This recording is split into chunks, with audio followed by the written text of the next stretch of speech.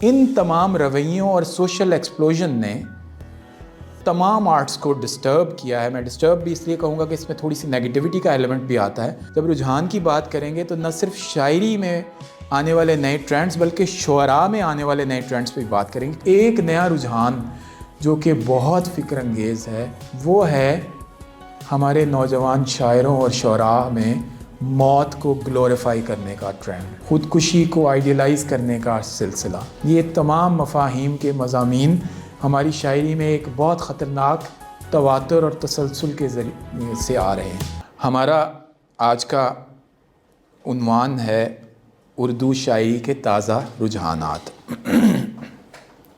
تو سب سے پہلے تو ہمیں یہ سمجھنے کی ضرورت ہے کہ رجحان کس کو کہتے ہیں، رجحان کیا چیز ہے۔ دیکھیے، آپ جب کسی بھی مضمون پہ، کسی سبجیکٹ پہ، کسی عنوان پر گفتگو کرتے ہیں، چاہے وہ ایک سیمی فارمل گپ شپ ہو یا ایک فارمل اور تمام ادب آداب سے بھرپور لیکچر ہو، تو آپ کو اس عنوان کو ان تمام حصوں میں بانٹ لینا چاہیے کہ جس کا مفہوم، معنی اور مطلب الگ الگ ہو سکتا ہے۔ اس مفہوم کو جب آپ کلی طور پر مجموعی طور پر سمجھیں گے تو عنوان کو کھولنا، اس کی تشریح اور اس کی ایکسپلینیشن، اس کو سمجھنا اور اس کے مفاہیم تک رسائی اور اس کے معنی تک پہنچ آپ کے لیے بہت آسان ہو جائے گی۔ تو رجحان بیسیکلی آپ کی طبیعت کا، آپ کی فطرت کا ایک میلان، جھکاؤ، اٹینشن یا توجہ ہوتی ہے۔ کسی ایک خاص سائیڈ پہ آپ کا فوکس ہوتا ہے۔ آپ کا رجحان اگر کرکٹ کھیلنے کی طرف ہے تو آپ یقیناً اپنی سوچوں کا محور مختلف شاٹس کو بنائیں گے، مختلف پلیئرز کو بنائیں گے، مختلف کرکٹ پر لکھنے والے لکھاریوں کو بنائیں گے۔ آپ کا رجحان اگر میتھس پڑھنے کی طرف ہے تو آپ کو ریاضی کے کلیے اٹھتے بیٹھتے، چلتے پھرتے، ہنستے کھیلتے، سوتے جاگتے محسوس ہوں گے، تب ریاضی آپ کا رجحان، آپ کی زندگی کا فطری میلان اور آپ کی زندگی کی ذات کا ذاتی تجربہ بنے گا۔ تو اس کے لیے ضروری ہے کہ رجحان کو پیشن بنایا جائے۔ اب ہوا یہ ہے کہ گزشتہ 30 سے 50 برس کے اندر تمام دنیا اس قدر شدید قسم کے انفارمیشن بوم ایکسپلوژن سے گزری ہے کہ ہمارے معاشی اور معاشرتی زندگی کرنے کے اسلوب، ہمارے ذاتی رویے، انسان کے طور پر ہمارا ایک دوسرے سے لگاؤ، ایک دوسرے سے تعلق، ایک دوسرے کے ساتھ دوستیاں، محبت، پیار، خلوص کے تمام جو رشتے ہیں وہ بدل چکے ہیں، یکسر بدل چکے ہیں۔ اور اس میں ایک فیکٹر نہیں، ایک سے بہت زیادہ فیکٹرز شامل ہیں۔ جیسا کہ آپ اپنے ارد گرد ابھی دیکھتے ہیں، سوشل میڈیا نے زندگیاں بدل دی ہیں۔ کوئی ایک زمانہ تھا کہ ہم لوگ کسی رشتہ دار عزیز سے ملنے اور اس کی شکل دیکھنے کو ترستے تھے کہ جو شہر سے باہر رہا کرتا تھا، چاہے 20 کوس کا ہی فاصلہ کیوں نہ ہو۔ لیکن اب وہ فاصلے اتنے سمٹ گئے ہیں کہ فاصلے کا مطلب اور فاصلے کے ہجے بدل گئے ہیں۔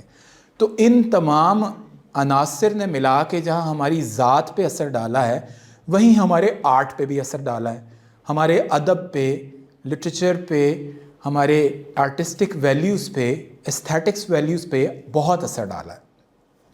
تو ہوا یہ ہے کہ ان رجحانات کی وجہ سے، ان کیفیات کی وجہ سے ادب پر بھی بہت سے اثرات مرتب ہوئے ہیں۔ ان پر ہم آج گفتگو کریں گے کہ کون کون سے ایسے نئے اسالیب، نئے سٹائلز، نئے ٹرینڈز اور نئے رجحانات ہیں کہ جو معاشی اور معاشرتی رویوں سے رس کر ہماری شاعری تک آن پہنچے ہیں۔ اور یہاں میں صرف شاعری تک ہی محدود نہیں رہوں گا۔ ان تمام رویوں اور سوشل ایکسپلوژن نے تمام آرٹس کو ڈسٹرب کیا ہے۔ میں ڈسٹرب بھی اس لیے کہوں گا کہ اس میں تھوڑی سی نیگیٹیوٹی کا ایلیمنٹ بھی آتا ہے، اور ظاہر ہے امپروو بھی کیا ہے جس میں پازیٹیو ایلیمنٹ ہے۔ ہماری مصوری، مجسمہ سازی، موسیقی، فنون لطیفہ کا کوئی بھی پہلو ایسا نہیں ہے کہ جو ان کازز سے، ان وجوہات سے اپنے دامن کو بچا سکا ہے۔ اب سب سے پہلے ہمیں یہ سمجھنے کی ضرورت ہے کہ رجحان میں اپنے اندر منفیت بھی ہوتی ہے اور مثبت اقدار بھی ہوتی ہیں۔ دیکھیے جب کوئی موجد ایجاد کرتا ہے، جب کوئی انوینٹر نئی چیز دریافت کرتا ہے تو اس کے ہاتھ میں نہیں ہوتا کہ عوام الناس تک جب وہ چیز پہنچے گی تو اس کا کیسا اور کتنا استعمال کس سمت میں کیا جائے گا، کس طرف وہ چلی جائے گی۔ اب جو ایٹم بم بنانے والا ہے اس کے ذہن میں کیا چل رہا تھا، یا جو بلٹ ایجاد کرنے والا ہے، یا جو بلب ایجاد کرنے والا ہے، پنکھا ایجاد کرنے والا ہے، اس کے ذہن میں کیا چل رہا تھا، یہ کوئی نہیں سوچ سکتا، لیکن بعد میں ان کے جو استعمال ہوئے ہیں وہ ہم سب کے سامنے ہیں۔ تو میں آپ کو جو بھی رجحان پہ بات کروں گا اس کا ایک مثبت پہلو بھی بتاؤں گا اور منفی پہلو بھی بتاؤں گا۔ سب سے پہلے آپ سب لوگوں کی ایج بریکٹ جو مجھے لگ رہا ہے وہ مجھ سے تو آپ بہت چھوٹے ہیں، یہی میرا خیال ہے کوئی 25 سے 28 برس کی ایوریج ہوگی آپ سب لوگوں کی جو اوسط عمر ہے۔ تو یہ والا جو دماغ ہے یہ امپریشنسٹک ہوتا ہے، بہت زیادہ یہ کچا دماغ ہوتا ہے، اس میں آپ بہت اثر قبول کرتے ہیں، اثر پذیر دماغ ہوتا ہے، اور یہ تمام تر سوشل چاہے وہ نیشنل ہو یا انٹرنیشنل ہو پرسپیکٹیوز کے لیے اپنے آپ کو کھلا رکھتا ہے۔ تو اس لیے آپ کو ان تمام رجحانات کو سمجھنے کی ضرورت اور بھی زیادہ ہے ان لوگوں کی نسبت کے جو آپ سے عمر میں ڈبل ہیں، جیسے کہ میں۔ ایک رجحان جو سب سے پہلا مجھے نظر آتا ہے نسل نو کی شاعری اور نسل نو کے شاعروں کو۔ ہم لوگ جب رجحان کی بات کریں گے تو نہ صرف شاعری میں آنے والے نئے ٹرینڈز بلکہ شعراء میں آنے والے نئے ٹرینڈز پہ بھی بات کریں گے، کیونکہ آپ کسی فن کو فنکار کی شخصیت سے الگ کر کے نہیں دیکھ سکتے۔ آپ جب فن کو سمجھتے ہو، فن کے اسالیب کو اور رجحانات کو سمجھنے کی کوشش کرتے تو آپ کو فنکاروں کی یا آرٹسٹس کی شخصیات کو سمجھنا پڑے گا، اور یہ دونوں چیزیں مل کر ہی آپ کو اس نتیجے تک پہنچائیں گی کہ جس میں غلطی کا امکان کم سے کم ہوگا۔ تو سب سے پہلے ہمارے جو نئی نسل کے شعراء ہیں، میرا ایک شعر ہے کہ نسل نو کے شاعروں کو ہلکا پھلکا مت سمجھ، نسل نو کے شاعروں کو ہلکا پھلکا مت سمجھ، جتنی سادہ شاعری ہے اتنی گہری سوچ ہے۔ تو پازیٹیوٹی اپنی جگہ۔ پہلا جس پہ میں بات کرنا چاہتا ہوں ٹرینڈ وہ یہ ہے کہ تازہ گوئی کا جنون کی حد تک شوق ہے نئے لڑکوں میں اور نئی لڑکیوں میں۔ تازہ گوئی اپنے اندر ایک بہت مثبت پہلو رکھتی ہے، آپ کچھ نیا کہنا چاہتے ہو، آپ کچھ انوکھا، نرالا، نادر، جداگانہ، منفرد، مختلف کہنا چاہتے ہو۔ آپ چاہتے ہو کہ وہ بات کروں جو زندگی میں کیا کائنات کی تاریخ میں پہلے کبھی نہیں کہی گئی۔ ایسا ممکن نہیں ہے۔ سیف کا ایک شعر ہے کہ سیف انداز بیاں بات بدل دیتا ہے، ورنہ دنیا میں کوئی بات نئی بات نہیں۔ تو صرف انداز بیاں بدلنے سے بات کا پہلو، رنگ، مفہوم، لہجہ اور نتیجہ بدل سکتا ہے۔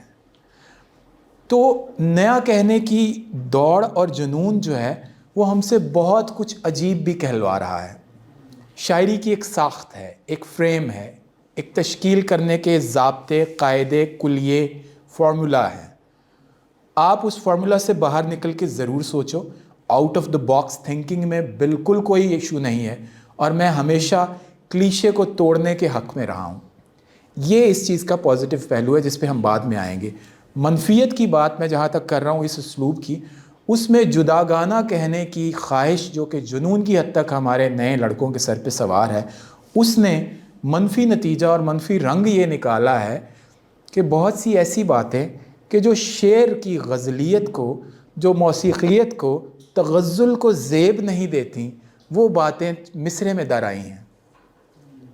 جن باتوں کو آپ بقول یوسفی کے کہ مشتاق احمد یوسفی میں انہیں مزاح میں اپنا استاد بھی اور روحانی استاد اور گرو مانتا ہوں، وہ کہتے ہیں کہ بہت سے ایسے مضامین اور باتیں کہ جن کو شعر میں شعری صورت میں سن کے 5000 کا مجمع مشاعرے میں اٹھ اٹھ کے داد دیتا ہے، وہی بات اگر نثر میں کر دی جائے تو پولیس تو دور کی بات ہے، گھر والے سر پھاڑ دیں گے پہلے۔ تو بہت ساری ایسی باتیں شعر میں در آئی ہیں کہ جو شعر کی شعریت کو متاثر کرتی ہیں، غزل کے تغزل کو نقصان پہنچاتی ہیں۔ تو اور یہ سارا کس وجہ سے ممکن ہوا ہے، کس وجہ سے ہوا ہے کہ آپ کچھ منفرد، کچھ انوکھا کہنا چاہتے ہیں۔ دوسرا اس کا نقصان یہ ہوا ہے منفرد کہنے کی دھن میں، منفرد کہنے کے جنون میں، کہ اب پھل جھڑیاں بھی کچھ چھوڑی جا رہی ہیں۔ دیکھیے پھل جھڑی متاثر ضرور کرے گی، وہ چند لمحوں کے لیے چکا چوند کر دے گی، آپ کی آنکھوں کو خیرہ کر دے گی، چند ثانیوں اور چند ساعتوں کے لیے چندھیا جائیں گی آپ کی آنکھیں کہ واہ کیا بات کہی ہے، لیکن پھل جھڑی دیر پا نہیں ہوتی۔ پھل جھڑی کا نور، روشنی اور اس سے جو کرنیں نکلتی ہیں وہ چند ثانیوں کے لیے تو آنکھیں چندھیا سکتی ہیں، لیکن وہ دیر پا نہیں ہوتی۔ شاعری کے لیے شعر کہنے والے کے مطمع نظر ایک بات یہ ہونی چاہیے کہ اس کا شعر دور رس بھی ہو اور دیر تک زندہ رہے۔ آگے جو کسی بھی شعر یا فن پارے کو دوام بخشنے کی عنایت اور نعمت تو خدائے بزرگ و برتر کی طرف سے عطا ہوتی ہے، اور اس میں ہماری کوشش نہیں ہے، تدبیر نہیں ہے، تقدیر کا معاملہ بھی اس میں بہت ہے۔ بس شعر کہہ دوام کو اللہ پہ چھوڑ دے، میرا ایک شعر ہے، اس کا یہی مصرع ہے کہ بس شعر کہہ دوام کو اللہ پہ چھوڑ دے۔ تو اب یہ جو دوام کے پرماننس حاصل کرنے کی، امر ہونے کی خواہش ہے، یہ ہر شاعر کے اندر موجود ہوتی ہے۔ تو اگر آپ ابدیت تک چاہتے ہیں کہ آپ کا مصرع زندہ رہے، آپ کے شعر لوگوں کے حافظوں، دلوں، یادداشتوں پر کندہ ہو جائیں، نقش رہیں، تو آپ کو سنبھال کے کہنا پڑے گا، چاہے آپ بہت منفرد کہنے کی رو میں بہہ کے مبتذل بات نہ کرنے لگیں، رقیق بات نہ کرنے لگیں، اخلاقیات سے گری بات نہ کرنے لگیں، اس پلیٹ فارم اور سوشل بلندی سے نیچے مت اتریں کہ جو ایک شاعر کو زیب نہیں دیتی۔ تو اس کا منفرد اور انوکھی بات کہنے کی نگیٹو پہلو تو میں نے آپ کو بتا دیا۔ پہلی بات یہ ہے کہ عامیانہ بات کہی جا رہی ہے، اور دوسری بات یہ کہ پھل جھڑیاں چھوڑی جا رہی ہیں۔ اب آپ چاند کا مقابلہ پھل جھڑی سے نہیں کر سکتے، ایون ایک دیا جو ہے وہ رات بھر تو روشنی کرتا ہے، تو اگر آپ چاند نہیں اپنے مصرے کو بنانا چاہتے تو ایٹ لیسٹ دیے تک تو آپ جائیے۔ تو پھل جھڑی کی عمر جو ہے وہ چند ثانیے ہوا کرتی ہے، یہ ہمارے نئے اسلوب میں سمجھنے کی کوشش ہے۔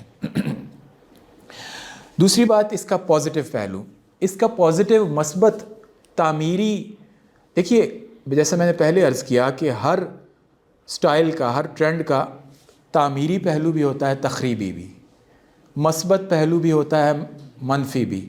اسی طرح آپ اس سے پازیٹیوٹی بھی اخذ کر سکتے ہیں اور نیگیٹیوٹی بھی دیکھ سکتے ہیں۔ تو اس کا تعمیری پہلو یہ ہے، امید افزا پہلو یہ ہے، حوصلہ انگیز پہلو یہ ہے کہ کلیشے کو توڑنے، روایت سے بغاوت کرنے، بغاوت یہاں منفیت کے منفی معنوں میں نہیں ہے، روایت سے ہٹنے کا حوصلہ ہمارے نئے لڑکوں میں پیدا ہوا ہے، روایت سے الگ ہو کے لکھنے کا۔ اب اس میں آپ کہاں تک ہٹیں گے؟ میں ہمیشہ یہ کہا کرتا ہوں کہ آپ لکھیے جتنا دل چاہتا ہے نیا لکھنے کا، بولیے جتنا دل چاہتا ہے منفرد بولنے کا، سوچیے، سنیے، سمجھیے، پڑھیے جو کچھ آپ کہنا چاہتے ہیں، لیکن ایک فاسٹ بولر جتنا پیچھے سے دوڑ کے آئے گا اتنا ہی تیز بال آگے پھینکے گا۔ اگر آپ تیر اور کمان کی ایگزامپل لے لیں تو کمان سے تیر کو جتنا پیچھے کی طرف کھینچیں گے اتنا وہ آگے سفر کرے گا۔ لانگ جمپ لگانے والا جتنا پیچھے سے دوڑ کے آئے گا اتنا آگے لمبا اور تیز جمپ کرے گا۔ تو آپ کو کلاسیکیت جو کہ آپ کی جڑیں ہیں ان سے بغاوت کرنا ہے تو ضرور کیجئے، لیکن انہیں سمجھ کے، انہیں پڑھ کے۔ میں نے یہ خطرناک حد تک تشویشناک بات اپنے آپ ہی کے ہم عمر، ہم عصر لڑکوں اور لڑکیوں میں یہ پڑھی اور سنی اور دیکھی ہے، ان سے گفتگو کے دوران کہ سر ہم یہ میر و غالب کو کیوں پڑھیں؟ ہماری اوریجنیلٹی متاثر ہوتی ہے، ہماری جینونس متاثر ہوتی ہے، ہمیں خوف ہے کہ ہمیں ڈر لگتا ہے کہ میر و غالب کو پڑھنے سے ان کا اثر ہماری شاعری میں نہ آ جائے، ان کا انداز، ان کا اسلوب، ان کا لہجہ ہمارے مصروں میں نہ در آئے۔ تو یہ بات میں ذاتی میری ناقص رائے میں قطعی غلط ہے۔ آپ کو مطالعہ جو ہے وہ پیچھے سے شروع کرنا چاہیے، مطلب کلاسیکیت سے شروع کیجئے۔ اگر آپ کسی چیز کو رد کرنا چاہتے ہیں تو 100 بسم اللہ رد کیجئے، لیکن سمجھ کے رد کیجئے، بغیر پڑھے رد مت کیجئے۔ دیکھیے جب آپ اس کو پڑھ کے رد کریں گے تو ایٹ لیسٹ آپ اس سے کچھ نہ کچھ اخذ ضرور کریں گے۔ تو کلیشے کو توڑنے کی حد تک بات بہت مناسب اور بہت مثبت ہے۔ کلیشے کو توڑا نہیں جائے گا تو زمانہ آگے سفر نہیں کرے گا۔ احمد ندیم قاسمی کا ایک شعر ہے کہ یہ ارتقاء کا چلن ہے کہ ہر زمانے میں، یہ ارتقاء کا چلن ہے کہ ہر زمانے میں پرانے لوگ نئے آدمی سے ڈرتے ہیں۔ تو یہ جو ڈرنے والی بات ہے، عموماً جو ہمارے بزرگوار، بزرگ شاعر یا اساتذہ ہیں، ڈرنے کی بات تو مناسب نہیں ہے، لیکن وہ اس حد تک اختلاف ضرور کرتے ہیں کہ جس نہج سے اور جس بلندی سے وہ شعر کہا کرتے تھے، وہ بلندی عنقا ہے، وہ بلندی اب کمیاب نہیں بلکہ نایاب ہے۔ ڈاکٹر خورشید رضوی بہت بڑے عالم بے بدل ہیں فارسی اور عربی کے، ان کا ایک شعر ہے کہ میں عمیق تھا کہ پلا ہوا تھا سکوت میں، میں عمیق تھا کہ پلا ہوا تھا سکوت میں، وہ جو لوگ محو کلام تھے مجھے کھا گئے۔ تو جو گہرائی سکوت میں ہے، جو گہرائی خاموشی میں ہے، وہ تکلم میں نہیں ہے، وہ گفتگو میں نہیں ہے، وہ شور و شغف میں نہیں ہے، وہ غل غپاڑے میں نہیں ہے۔ آپ اگر غل مچانا چاہتے ہیں تو سلیقے سے مچائیے، قرینے سے بات کیجیے۔ میرا ایک شعر ہے کہ وحشت عشق نے بخشا ہے توازن ایسا، وحشت عشق نے بخشا ہے توازن ایسا، اب تو ہم غل بھی مچائیں تو غزل ہوتی ہے۔ تو آپ اس توازن تک پہنچیے پہلے، اور اس کے لیے یقین کیجئے کوئی شارٹ کٹ نہیں ہے، کوئی ایسا رستہ نہیں ہے کہ ایک کیپسول بنایا جائے جس سے اردو شاعری میں امر ہو جانے کا کوئی جراثیم آپ کے اندر پیدا کر دیے جائیں۔ کوئی گولی، کوئی ٹیبلٹ نہیں ہے کسی بھی فیلڈ میں۔ You have to work hard. ریاضت، محنت، صداقت، دیانت اور سچائی اور مکمل خلوص، اپنے پیشن کے ساتھ جڑت کا صبح دوپہر شام جنون، جب تک یہ نہیں ہوگا آپ میڈیوکر تو بن سکیں گے، گریڈز میں آپ کا شمار نہیں ہوگا، بہت اچھے بن جائیں گے، نادر روزگار اور نابغہ روزگار نہیں بن پائیں گے۔ تو اپنے خواب اونچے رکھیے، اور پھر ان خوابوں کی تکمیل کے لیے، تعبیر کے حصول کے لیے محنت کا لیول بھی وہی رکھیے۔ تو میں بات کر رہا تھا کہ شور و غل مچانے کا بھی سلیقہ ہوتا ہے۔ دیکھیے بعض اوقات آپ کچھ ایسے گائک کو سنتے ہیں کہ وہ چیختا بھی سروں میں ہے۔ مہدی حسن کے بارے میں کہا جاتا تھا کہ وہ اگر بہت ماحول میں بھی ہوتے تھے، لڑکھڑا رہے ہوتے تھے میکدے سے نکل کے، تو شاید وہ چل نہ پائیں، لیکن جب انہیں ایک دفعہ ہارمونیم پہ بٹھا دیا تو وہ سر سے نہیں لڑکھڑاتے تھے۔ اس قدر ریاضت تھی، اس قدر محنت تھی کہ وہ سوتے میں بھی سر غلط نہیں لگا سکتے تھے۔ تو یہ والا ایکسلنس، یہ والی سچائی اور سچا پن آپ کے فن میں اور آپ کے فن پاروں میں محض اس وقت آئے گا جب آپ ریاضت کریں گے، اور ریاضت کے لیے کلاسیکیت سے آگے چلیے۔ چاہے آپ کا سبجیکٹ میتھ ہے، چاہے فزکس ہے، چاہے اردو ہے یا انگریزی ہے، تو آپ پیچھے سے چلیے۔ جو فارمولا، جتنی محنت کر، دیکھیے آپ کے پاس ایک خزانہ موجود ہے، آپ کیوں اس کو یکسر اگنور کر رہے ہیں اور اس کی طرف سے منہ پھیرے بیٹھے ہیں اور اس کی طرف پشت کیے بیٹھے ہیں؟ بھائی آپ اس میں سے سیکھ کے اپنے آپ کو چمکا دمکا سکتے ہو۔ آپ سب لوگوں کے ڈسپوزل پہ ہیں۔ میر و غالب، جگر، مومن، داغ، فیض، فراز، باز Tabish, so many names out there جن سے آپ اپنے آپ کو چمکانے کے لیے، اپنے فن کو پالش کرنے کے لیے سیکھ سکتے ہو۔ یہ وہ اساتذہ ہیں کہ جو آپ ان کی شاعری پڑھیے، وہ کوئی فیس بھی چارج نہیں ہوگی، آپ مفت میں سیکھ جاؤ گے اگر آپ میں سیکھنے کا جذبہ موجود ہے۔ دوسرا جو ٹرینڈ ہے وہ ہے دقیق اور مبتذل مضامین کا۔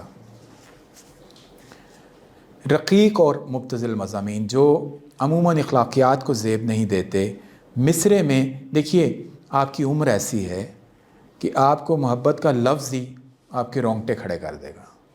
ٹھیک ہے، میں محبت پہ کوئی بات کروں گا آپ لوگ فوراً جڑ جائیں گے، اس کے بعد میں جو مرضی چاہے سناؤں تو پنڈال میرے ہاتھ میں ہوگا۔ نوجوانوں کی اس کمزوری کو ان کی اپنی مشہوری کے لیے نہیں بلکہ ان کی تربیت کے لیے استعمال کیجیے۔ آپ ان کو دیکھیے، مشاعرہ گاہ بھی تربیت گاہ ہے، تو اس کا ان مضامین کا برتاؤ بہت سلیقے سے کیا جا سکتا ہے، بہت قرینے سے کیا جا سکتا ہے، بڑے رچاؤ کے ساتھ۔ اساتذہ نے I would use the exact words semi nudity کو اپنے اشعار میں باندھا ہے، لیکن اس سلیقے سے باندھا ہے کہ آپ اشش کر اٹھتے ہیں۔ مومن کو لے لیجئے یا داغ کو لے لیجئے، مصفی کو لے لیجئے، جرت کو لے لیجئے، آپ کو ایسے ایسے مضامین اعلیٰ، عرفہ، بلند تر لہجے آہنگ میں اور زبان و بیان کی اس صورت میں ملیں گے کہ آپ اس پہ انگشت نمائی نہیں کر سکتے، آپ کو واہ کرنا ہی پڑے گا۔ تو ایک تو یہ دوسرا ٹرینڈ ہو گیا جس پہ میں بات کرنا چاہ رہا تھا، کہ جو اس کا کوئی مثبت پہلو نہیں ہے۔ ہر چیز کا ایک مثبت اور منفی پہلو ہوتا ہے، اس کا کوئی مثبت پہلو مجھے تو کم از کم نظر نہیں آتا۔ تیسرا ایک ٹرینڈ جو میں ابھی دیکھتا ہوں وہ ہے لسانی توڑ پھوڑ کا، لفظ کو توڑ کے اس سے نئے مفاہیم برآمد کرنے، نئے معانی دریافت کرنے کی کوشش اور لگن۔ اس کا پازیٹیو پہلو یہ ہے کہ آپ لفظ کے اندر ایک جہان معنی آباد ہوتا ہے، شاید ہم میں سے کچھ اس کوشش کے ذریعے اس جہان معنی کی کوئی جھلک اپنے ہم عمروں ہم عصروں تک اور اپنے سامعین اور ناظرین تک پہنچا پائیں۔ یہ امید شاید مجھے لسانی رد تشکیل پہ، یعنی جو ایک ساختیات کا، جو ایک تشکیل کا پیٹرن لفظ کا بنا ہوا ہے، اس کو توڑنے پہ آمادہ کرتی ہے شاید۔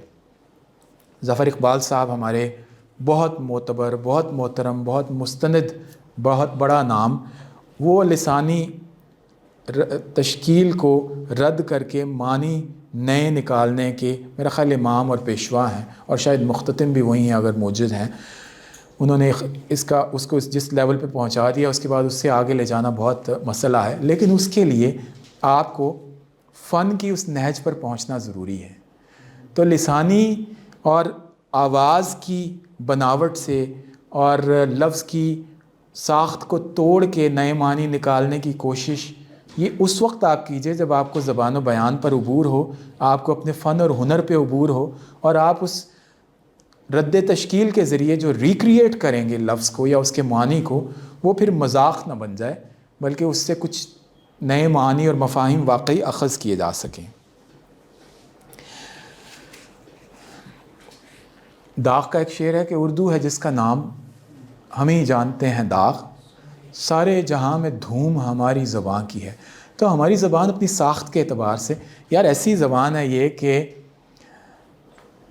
آپ نے اگر خط نستعلیق یا خط شکستہ میں یا خط کوفی میں اردو لکھی ہوئی دیکھی ہو تو آپ کو اس کو نیم قوسیں جو ہیں، سین کی دائرہ جو ہے نیم قوس، یا شین کا، نون کا، الف جو ہے، اس کے اندر جو خوبصورتی نظر آتی ہے وہ غالب جیسا دماغی کشش کاف کرم جادہ رہ ہے مجھ کو۔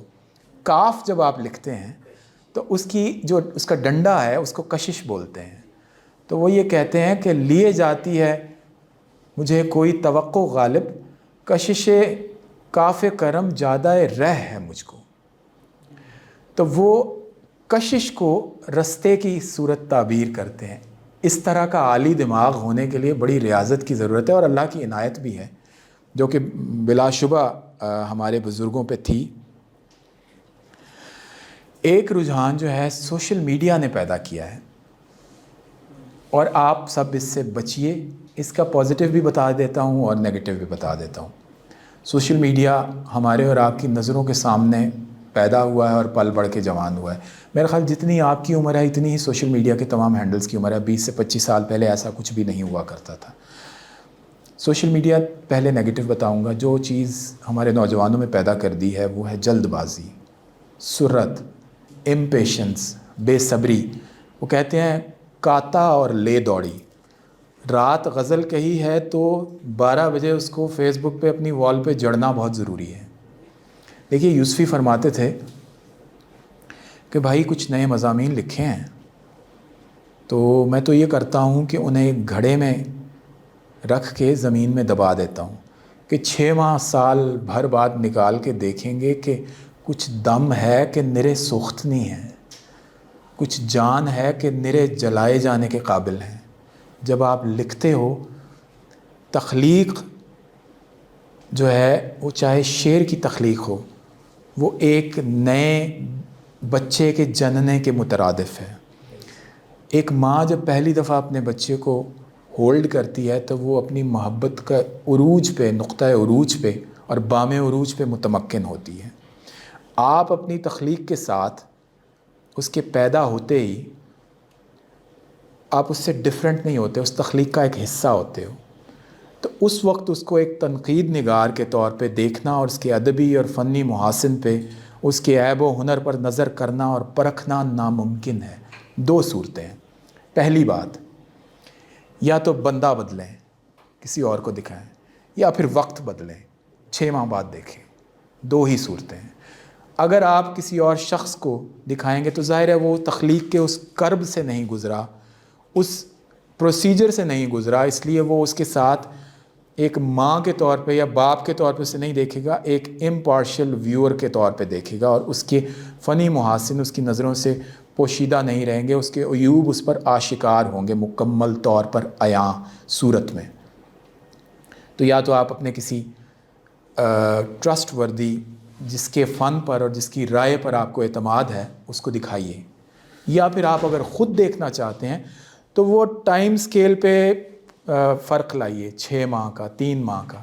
یہ صبر انقا ہو گیا ہے، یہ نیا ایک اسلوب آیا، نیا ایک فیشن آیا ہے کہ کم گوئی، زود گوئی کو میں برا نہیں مانتا، میں خود بہت کہتا ہوں اور ہر ٹاپک پہ کہتا ہوں، لیکن اس کو سہج سہج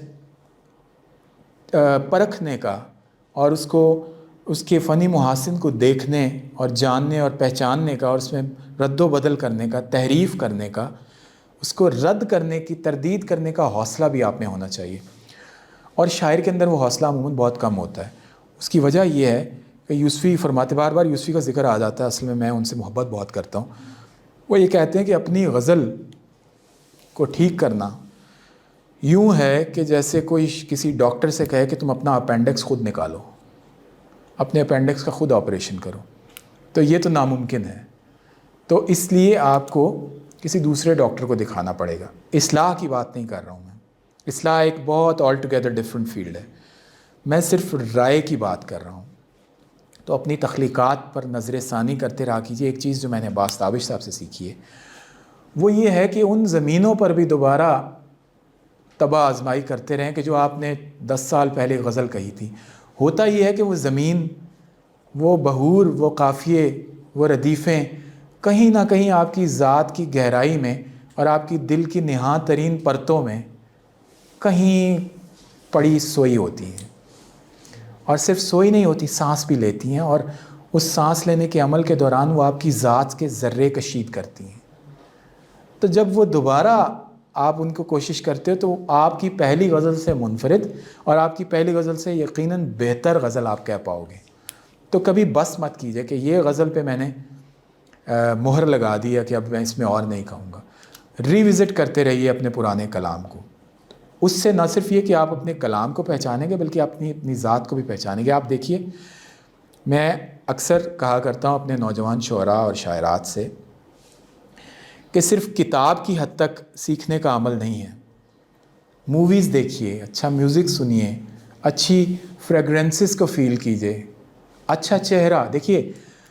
توازن اور ردم جو ہے نا، یہ خوبصورتی کی پہلی اور فارموسٹ تعریف اور ڈیفینیشن ہے۔ اگر 7 سر ہیں، ان کا ایک اچھا ردم اور اچھا توازن بن جائے تو کیا بنتا ہے؟ ایک راگ، اچھا راگ۔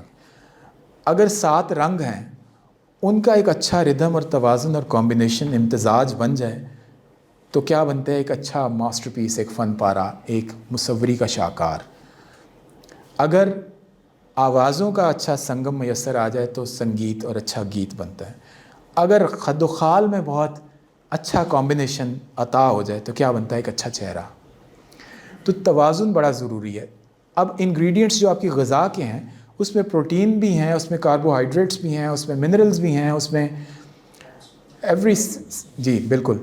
اسی طرح آپ کی ذہنی غذا میں بھی ہر طرح کے انگریڈینٹس ہونے چاہیے. متوازن ذہنی غذا لیجیے. بہت بار ایسا ہوا ہے کہ کوئی مووی دیکھتے ہوئے اس کی کسی کیفیت سے ایک مصرع میرے ذہن میں آیا اور اس دھیان سے غزل ہو گئی.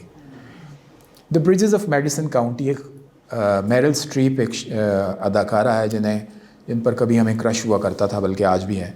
تو وہ ماشاءاللہ 82-80 برس کی ہو گئی ہیں. تو اس سے یہ مت سمجھیے گا کہ میں بھی 82 برس کا ہوں، لیکن بہرحال وہ ایک مووی تھی ان کی the bridges of medicine county. وہ ایک ایسی مووی ہے کہ جو ہر بڑے یا چھوٹے عمر کے فنکار کو، شاعر کو، مصور کو ضرور دیکھنی چاہیے. وہ ضرور دیکھیے گا. اسی طرح یہ تو میں نے اگزامپل دی. اچھے گیت، اچھا میوزک، سیر، واک، یہ بہت ضروری ہے. نیچر کے ساتھ دلچسپی. تو یہ جو جلد بازی کا عنصر ہے، جو نیا اسلوب، نیا رجحان ہے ہماری شاعری اور شاعروں کا تازہ شاعری میں، اس سے بچنے اور خود میں اپنے اندر جو تلاطم ہے، اس وقت آپ کے اندر، آپ کی جو عمر ہے نا، ہارمونز نے طوفان برپا کر رکھا ہے. میں اس عمر سے گزرا ہوں، اس لیے میں جانتا ہوں. آپ کے ہارمونز یہ چاہتے ہیں فوری اظہاریہ، فوری ایکسپریشن اور فوری داد و تحسین یا فوری رسپانس. دیکھیے، آپ اپنے آپ کو اگر تھامیں گے نہیں، روکیں گے نہیں، تو کچی چیز باہر آئے گی. آپ کا اپنا امکان بسر نہیں ہوگا. آپ کیا سمجھ سکتے ہیں کہ اگر 21 دن چوزے کو نکلنے کے لیے چاہیے تو وہ 2 دن میں نکل سکتا ہے؟ نہیں. اس کو اس کا پراپر ٹائم دیجیے. تخلیق کو اس کا پراپر جتنا وقت درکار ہے وہ دیجیے، اور پھر نظر ثانی کرتے رہیے. تو جلد بازی اور سرعت سے بچیے. ناصر کا ایک شعر ہے کہ کہتے ہیں غزل قافیہ پیمائی ہے. ناصر کاظمی کا کہتے ہیں غزل قافیہ پیمائی ہے ناصر، یہ قافیہ پیمائی ذرا کر کے تو دیکھو تو لگ پتہ جائے گا. تو ریاضت سے فرار، جو کہ ہمارا ایک رجحان ہے، محنت سے دل چرانا، اور ایک جو فوکس ہے آپ کا، کانسنٹریشن ہے، صبر کا ایک عالم ہے، اس سے راہ فرار اختیار کرنا. اس سے بچنے کے لیے ضروری ہے کہ آپ جس کو لوگ قافیہ پیمائی کہتے ہیں، اس کو مکمل طور پر بسر کیجیے. اپنی شخصیت کا ایک جزو لا ينفک بنا لیجیے. ایک ایسا پورشن کہ آپ کو، ابھی میں جیسے آج گاڑی چلا کے آ رہا تھا، I was listening to music, I was talking on the phone, which is of course not legal, I was driving, and all 3 actions and activities were being done at the same time simultaneously. کیوں؟ اس کی وجہ یہ ہے کہ آپ driving کو اپنے reflexes کا ایسا حصہ بنا چکے ہو کہ جو آپ کے شعور سے حکم لینے کا پابند نہیں رہا. You're talking on the phone, you're listening to music, آپ کا دھیان کہیں اور ہے، لیکن آپ کو پتہ ہے کب بریک لگانی ہے، کب کلچ دبانا ہے، کب گیئر بدلنا ہے. تو یہ آپ اپنے حسیات کا اتنا مکمل، گہرا اور مفصل جز بنا لیجئے شاعری کو، جیسے لوگ عروج پہ پھنس جاتے ہیں. مجھے یاد ہے کہ جب میں نے نئی ڈرائیونگ سیکھی تھی تو میں سڑک پہ دیکھنے کی بجائے کلچ ڈھونڈتا تھا کہ کدھر ہے نیچے. تو وہ پاؤں اس جگہ نہیں پڑتا تھا جہاں کلچ ہے یا جہاں بریک ہے. تو اگر آپ عروج میں آپ کا دھیان مصرع کہتے ہوئے عروج کی طرف ہوگا تو آپ مضمون پہ کیا کرو گے پھر؟ کیفیت دیکھیے، ابھی آپ لکھ رہے ہیں تو آپ کو اندازہ نہیں کہ آپ سانس بھی لے رہے ہیں. You don't even remember that you are breathing.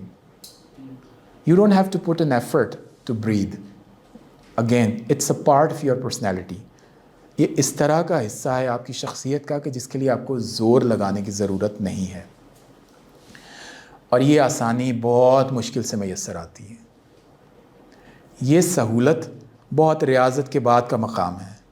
تو ہم جو، کس کا شعر ہے وہ شاید اظہر کا ہے کہ یہ نہیں دیکھتے کس کی ہے ریاضت کتنی، لوگ آسان سمجھ لیتے ہیں آسانی کو. اظہر بھائی کا ہے شاید، اظہر فراق کا. لوگ آسان سمجھ لیتے ہیں آسانی کو. تو آسانی سے نہیں ملتی بھائی. آسانی کے لیے بہت مشکلات سے گزرنا پڑتا ہے، اور اس مقام پہ لوگ جب آپ کو پہنچا ہوا دیکھتے ہیں تو کہتے ہیں یار کیا. اب آپ اگر بابر اعظم کی کور ڈرائیو دیکھیے، کیسا مکمل سانچہ ہے، ڈھلا ڈھلایا، ٹیکسٹ بک شاٹس. اس کی ایلبو ہائی ہے، اس کا سر سٹریٹ ہے، وہ بال کی پچ تک پہنچتا ہے جہاں اس کو پہنچنا چاہیے، اس کے بیٹر پیڈ میں کوئی گیپ نہیں ہے، وہ فالو تھرو پورا کرتا ہے. یہ سب چیزیں اس کو پہلے دن میسر نہیں آئیں، دنوں اور برسوں کی ریاضت اور نیٹ پریکٹس ہے کہ جو ہم لوگوں کو نظر نہیں آتی. ہمیں اس کی یہ شاٹ نظر آتی ہے. اس شاٹ کے پیچھے کیا ہے وہ جانتا ہے یا اس کا باپ جانتا ہے جس نے اس کو محنت کروائی ہے. تو اگر آپ کے مصرے پہ لوگ آشش کر اٹھتے ہیں تو اس کے پیچھے بہت ریاضت ہوتی ہے. ایک چیز ہوتی ہے ساختہ بے ساختگی. آپ کے شعر کو دیکھ کے لوگ کہتے ہیں، مثلا میرا وہ ایک شعر ہے جس کے بارے میں لوگ عموماً کہتے ہیں کہ بہت بے ساختہ ہے. زباں پر مصلحت، دل ڈرنے والا، بڑا آیا محبت کرنے والا. تو اب جی، محبت کرنے والا، یہ جو بے ساختگی یہ ساختہ ہے. آپ نے ٹیبل کو بڑھئی نے اتنا چھیلنا ہے، اس پہ اتنا رندہ لگانا کہ رندہ لگانے کے اثرات ہی غائب ہو جائیں. تو لگے کہ ایسا گھڑا گھڑایا، ایسا بنا بنایا، اسی سانچے میں بنا ہوا یہ ٹیبل اترا تھا کہیں آسمان سے. تو یہ بے ساختگی لانے کے لیے آپ کو بہت سختیات سے اور محنت اور ریاضت سے گزرنا پڑتا ہے. یہ سب چیزیں سوشل میڈیا کی وجہ سے ہمارے نوجوانوں میں اٹینشن سپین ایک چڑیا جتنا فوکس رہ گیا ہے. چڑیا ہر طرف پھدکتی پھرتی ہے اور وہ آدھے سیکنڈ سے زیادہ کسی ایک چیز پہ فوکس نہیں کر سکتی. میں اپنی بیٹی سے یہ کہا کرتا ہوں، شی از 6 year old، کہ یہ جو شارٹ ویڈیوز ہیں جو آپ جن کو آپ اسکرول اپ کرتے رہتے ہیں، یہ ایک بہت بڑی بیماری ہے. یہ آپ کے ذہن کو مفلوج کر دیتی ہے. آپ پھر، مجھے خوشی ہے کہ آپ لوگ اتنی دیر سے ایک لیکچر سن رہے ہیں، ادروائز آپ کے ہم عمروں میں یہ والی صلاحیت، یہ کیپیبلٹی اور یہ قابلیت اور یہ لیاقت آہستہ آہستہ ختم ہوتی جا رہی ہے کہ وہ 15 سیکنڈ سے زیادہ. سوشل میڈیا پہ، یوٹیوب پہ ریسرچ کے ذریعے یہ پتہ چلا ہے کہ وہ والی ویڈیوز بہت وائرل ہوتی ہیں جن کا دورانیہ 2 منٹ اور 20 سیکنڈ سے کم ہوتا ہے. دیکھیے دنیا کہاں سے کہاں آئی ہے، اور یہ رونے پیٹنے کا مقام ہے. میں آپ کو بتاؤں، مقام ماتم ہے کہ ہم لوگ اپنا اٹینشن سپین کم کرتے کرتے، ایک ٹیسٹ میچ ہوا کرتا تھا 5 دن کا جو صحیح کرکٹ تھی، ہم نے اس کو ون ڈے بنایا. ہمارے پاس وقت نہیں ہے، ون ڈے سے T20 بنایا. ہمارے پاس وقت نہیں تھا، پورا دن کون میچ دیکھے. T20 سے T10 بنا ہے، اور آپ یقین کیجئے کہ اب ایک اوور کا میچ بھی ہوا کرے گا. ایک ناول ہوتا تھا، داستان ہوتی تھی، داستان امیر حمزہ، الف لیلا و لیلا، 1001 رات پر مشتمل. شہزادی شہرزاد کہانی سنا رہی ہے اور بادشاہ سن رہا ہے، اور فوکس اتنا ہے، اس قدر دلچسپی سے وہ سنا رہی ہے اور وہ سن رہا ہے کہ نہ وہ بولتے ہوئے رکتی ہے، نہ وہ پلکیں جھپکتا ہے. وہ داستان سمٹی اور ناول بن گئی. ضخیم ناول، 900 صفحات، 1500 صفحات. وہ ناول سمٹا اور شارٹ سٹوری بن گیا، افسانہ. 1500 لفظ ہوں گے، 2000 ہوں گے، 2500 ہوں گے. وہ افسانہ سمٹا اور شارٹ فکشن بن گئی، 100 لفظوں کی کہانی. میں ان میں سے کسی یونرا کے خلاف نہیں ہوں. میرے ایک بہت اچھے دوست US میں ہیں، مبشر علی زیدی، 100 لفظوں کی کہانی لکھتے ہیں، بہت خوبصورت لکھتے ہیں. میں خلاف نہیں ہوں، میں صرف اٹینشن سپین کی بات کر رہا ہوں. وہاں سے سمٹی مائکرو فکشن سے فلیش فکشن، 25 لفظوں کی کہانی، 10 لفظوں کی کہانی. ہمارے پاس وقت نہیں بچا شاید، اور یہ بہت بڑا المیہ ہے ہماری نئی نسل کا کہ ہر چیز. اچھا، وہ والی جو چیز وقت نہ بچنے کی ہمارے معاشرتی اور معاشی رویوں سے ہوتے ہوئے ہمارے رشتوں اور ہمارے آرٹس پہ آن پہنچی ہے. ہمارے پاس شاعری کو سنوارنے نکھارنے کا صبر بچا ہے، نہ وقت. ہمارے پاس کسی ایک ریلیشن شپ کے لیے وقت نہیں بچا. We want to hop on to the next, we want to move on to the next. اب ایک فرینچ پروورب ہے کہ men do not want to see what is on TV, they just want to watch what else is on TV. آپ کے ہاتھ میں switch ہے یا وہ ریموٹ ہے، آپ ایک چینل پہ رکتے نہیں ہو، چاہے کوئی بھی دلچسپ چیز، جتنی بھی دلچسپ چیز کیوں نہ آ رہی ہو، آپ سوچتے ہو یار اس سے آگے دیکھوں اور کیا ہے. اور اس سے آگے دیکھو 99 چینلز پہ آپ گھومتے رہتے ہو, 2 گھنٹے ٹیلی ویژن پر بیٹھنے کے بعد آپ پنجابی میں کہتے ہیں ککھ نہیں سیکھتے. کتاب آپ پڑھتے ہو 1.5 پیج کے بعد. میں انوی کرتا ہوں ان لوگوں کو. میں نے اپنے بچپن میں بورے والا سے میری تربیت ہوئی ہے, شروع کی سکولنگ بھی وہیں سے ہے. ہماری شاعری کا یہ نیا والا رجحان بے صبری کا اس بات سے آیا ہے کہ آپ سب لوگوں کو سب چیزیں, آپ کی نسل سے میری مراد ہے, پلیٹ میں رکھ کے پیش کی جا رہی ہیں. اب وہ ChatGPT دیکھ لیں آپ کو ہر چیز اسائنمنٹ اس میں مت پڑھیے گا خدا کے لیے. آپ کو ہر چیز اس کو یوز کریں پازیٹیولی. ہر چیز پلیٹ میں رکھ کے پیش کی جا رہی ہے. میں نے 1 روپے کی لائبریری دیکھی ہے بورے والا میں. ہر کونے پہ, ہر دوسری یا تیسری گلی میں یہ لائبریریز ہوا کرتی تھیں. اور کسی زمانے میں کوئی ایک ایسی لائبریری نہیں تھی کہ جس کی کتاب لے کے میں نہ بھاگا ہوں. تو رستہ بدلتے بدلتے کوئی ایک گلی بھی شہر کی نہیں بچی تھی کہ جہاں سے میں نکل سکتا ہوں. تو بہرحال لائبریری تک چل کے جانا, وہاں کتاب ڈھونڈنا, وہاں ایک ریفرنس ڈھونڈنا, اس کے صفحہ نمبر 246 پر ایک شعر ہے اس کو نوٹ کرنا اور پھر واپس آنا. وہ شعر آپ کو زندگی بھر کبھی نہیں بھولے گا. آپ اس پہ سرچ کیجئے, وہ آپ کو جس آسانی کے ساتھ میسر آئے گا اسی آسانی کے ساتھ آپ اس کو کھو بھی دیں گے. تو ریاضت میرے بھائی بہت ضروری ہے کسی چیز کے دیر پا ہونے کے لیے. تو ریاضت ضرور پیدا کیجئے اپنے آپ میں. ایک اور چیز جو کہ پازیٹیو آئی ہے ٹرینڈ, وہ پہلے بھی بہت موجود تھا. جمال احسانی کا ایک شعر ہے کہ جمال کھیل نہیں ہے کوئی غزل کہنا, جمال کھیل نہیں ہے کوئی غزل کہنا, کہ ایک بات بتانی ہے ایک چھپانی ہے. تو جو تہذیب ہے سیکھنے کی اور بتانے کی, جس میں آپ منہ پھاڑ کے سب کچھ کہہ نہیں دیتے, کچھ روک لیتے ہو. ظفر اقبال صاحب کا ایک آئیڈیا مجھے بہت اچھا لگا. وہ یہ کہتے ہیں کہ جب میں سوچتا ہوں اور دیکھتا ہوں اور سمجھتا ہوں کہ شعر مکمل ہو گیا ہے, تو میں اس میں سے ایک لڑی جان بوجھ کے نکال دیتا ہوں. تھوڑا سا ابہام, تھوڑا سا. دیکھیے شعر کو آپ تب تک اپنے سامع یا قاری کو اس میں شامل نہیں کر پائیں گے جب تک کہ وہ سوچنے پہ مجبور نہیں ہوتا. اگر آپ بالکل سامنے کی بات اس کے سامنے رکھ دیں گے تو اس کے پاس سوچنے کو نہیں بچے گا. شعر کی تخلیق صرف شاعر نہیں کرتا, شعر کی تخلیق سامع یا پڑھنے والا قاری جو ہے وہ مل کے کرتے ہیں. میں ہمیشہ یہ کہا کرتا ہوں کہ ایک بڑا ناول جو ہے اس پر ایک بڑی مووی نہیں بن سکتی. کیوں؟ کیونکہ ناول داخلی داستان ہے.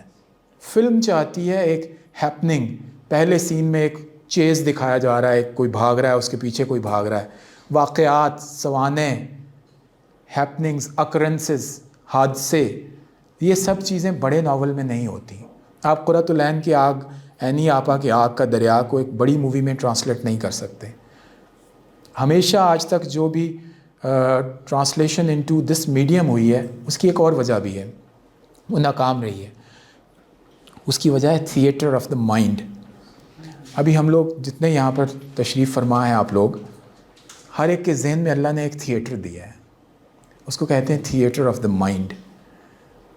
اگر ناول میں آپ ایک جملہ پڑھیں کہ ایک بہت خوبصورت لڑکی آ کر کرسی پر بیٹھ گئی, تو آپ میں سے ہر کوئی اپنے ذہن میں اس لڑکی کے نئے نقش, اس کا لباس, اس کے اطوار, اس کی شخصیت کو اپنے انداز میں اس لڑکی کو مشخص کر کے یہاں بٹھائے گا.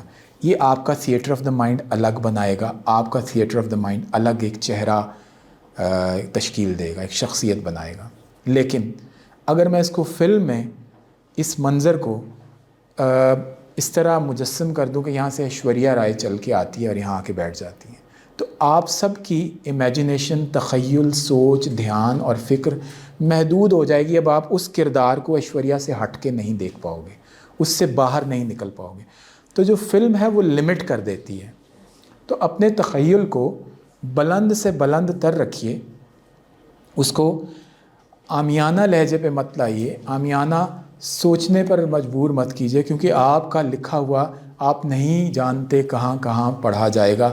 خاص طور پہ سوشل میڈیا کے دور میں جب انٹرنیشنل اور نیشنل باؤنڈریز ہی بالکل مٹ چکی ہیں, ہٹ چکی ہیں اور کٹ چکی ہیں. تو اپنے لکھے کی آپ خود قدر کیجئے, اس کی عزت کیجئے, اسی کے ساتھ آپ یہ کر سکو گے کہ دوسروں سے اس کی قدر پہچان سکو. ایک اور بات, جو اور بہت خطرناک بات ہے اور یہ نیگیٹو ہے. میر کا ایک شعر ہے کہ سارے عالم پر ہوں میں چھایا ہوا، سارے عالم پر ہوں میں چھایا ہوا، مستند ہے میرا فرمایا ہوا. اب یہ تعلی خود پسندی تو نہیں کہا جا سکتا، لیکن یہ تعلی کا یہ گرینجر، یہ تنتنا، یہ دبدبا، یہ تمطراق، یہ گرینڈ آئیڈیا اور لہجہ اور دبنگ انداز، یہ میر جیسے خدائے سخن کو تو زیب دیتا ہے. نیا رجحان یہ ہے کہ 1.5 مصرع کہنے والے لونڈے لپاڑے بھی تعلی کے اسی لیول پر پہنچے ہیں کہ جو میر کو 72 نشتر کہنے کے بعد اور 6-7 دواوین کہنے کے بعد بھی بعد نصیب ہوا اور ان پہ سجدہ ہے. اس تعلی کی وجہ سے اور اساتذہ کے انکار کی وجہ سے، بغیر پڑھے انکار کی وجہ سے، آپ کے سامنے کوئی معیار نہیں ہے. آپ اپنے آپ کو خدائے سخن سے بھی برتر سمجھ سکتے ہو 1.5 مصرع کہنے کے بعد. تو یہ چیز جو ہے یہ در آئی ہے ہمارے، اور یہ ایک سے بڑھ کے ایک آپ کو اس کے نادر نمونے ملیں گے. آپ کسی سے بات کر کے دیکھیے، نام میں نہیں لینا چاہتا. ایک شعر ہے میر کا ہی کہ اس فن میں کوئی بے تہ کیا ہو میرا معارض، یعنی کوئی ایسا کہ جس کا کوئی گہرائی نہیں ہے جس کے پاس، وہ مجھ پہ کیا اعتراض کرے گا. اس فن میں کوئی بے تہ کیا ہو میرا معارض، اول تو میں سند ہوں پھر یہ میری زباں ہے. تو یہ اگر آپ مسٹر سو اینڈ سو کے منہ سے اسی طرح کا مضمون سنیں گے کہ اول تو میں سند ہوں پھر یہ میری زباں ہے، کہ جس کی ابھی پہلا مجموعہ بھی اشاعت پذیر ہے، بلکہ چھپ کے نہیں آیا، تو آپ کو ہنسی بھی آئے گی. اور دیکھیے کنٹریبیوشن ضروری ہے. تعلی کیجئے، آپ ضرور کہیے کہ بھائی مجھ سے بڑا شاعری کوئی نہیں ہے. مجھے یہ کہنے کی اجازت دیجئے کہ یہ مدارج کا فیصلہ رتبے، منصب اور آپ کس مسند پہ تشریف فرمائیں اردو شعری ادب کی تاریخ میں، یہ وقت فیصلہ کرے گا. میں آپ کے اور آپ میرے بارے میں کوئی بیان نہیں جڑ سکتے، کوئی دلیل نہیں دے سکتے، کیونکہ ہم عمر ہیں، ہم عصر ہیں. ہماری آنکھوں پہ لائکس اینڈ ڈس لائکس کے گلاسز لگے ہیں. ہم نے وہ لینز لگا رکھے ہیں جس میں دوستیاں اور دشمنیاں ہیں، جس میں ذاتی پسندیدگیاں اور ناپسندیدگیوں کے عناصر شامل ہیں. تو ہمارا کوئی فیصلہ بھی میرا خیال ہے کہ وہ مناسب نہیں ہوگا. Let the time decide. تو یہ جو نئے شاعروں میں، تازہ شاعری میں یہ رجحان ہے بے وجہ، بے سبب اور غیر مناسب تعلی کا، اس کا کوئی خیر سدے باب تو نہیں، آپ پکڑ کے شاعر کو جیل میں تو نہیں ڈال سکتے، لیکن بہرحال اس پہ سوچنا چاہیے لڑکوں کو کہ تعلی کے لیے پہلے اس کو first deserve and then desire. آپ کے منہ پر، آپ کے چہرے پہ، آپ کی شخصیت پہ اور آپ کے پچھلے کام پہ وہ سجے. آپ جو مصرع کہہ رہے ہو وہ سجے. تو اساتذہ سے دوسری بات یہ ہے کہ فن میں اپنے آپ کو کامل، اکمل اور مکمل گرداننا فن کی موت ہے.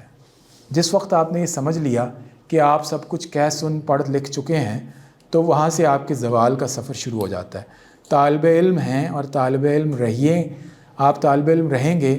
دیکھیے میں جب آج یہاں سے اندر آیا ہوں تو میں نے جو کچھ بھی پڑھا لکھا ہے اس کا امامہ اور اس کی خلط اگر کوئی ہے تو وہ میں باہر اتار کے آیا ہوں.